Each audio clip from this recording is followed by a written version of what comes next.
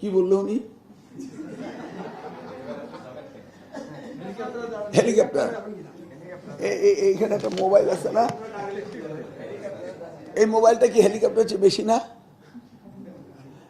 আগে হেলিকপ্টার দিয়ে ওই পাহাড়ি অঞ্চলে নামতে যে কি কষ্ট হতো, হেলিকপ্টার আমার মনে আছে।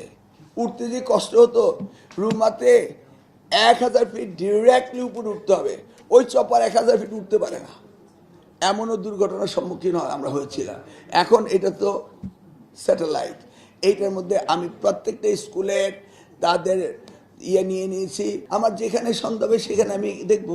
আমার হেলিকপ্টার দরকার কি আছে? দরকার আপনিও যেতে চান তাহলে একটা নিব আপনার জন্য।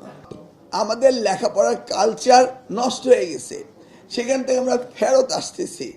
আমরা তাদেরকে আনন্দমুখর শিক্ষা দেওয়ার জন্য ব্যবস্থা করছি, তাদের যত প্রিভিলেজ আছে সব আমরা দিচ্ছি।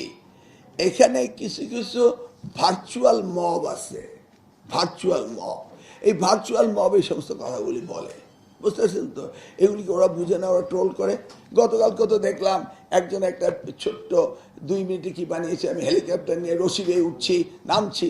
এগুলো ভার্চুয়াল মব, এটা নিয়ে কি কথা বলার কিছু আছে? নো, পরীক্ষা সুন্দর পরীক্ষা হবে।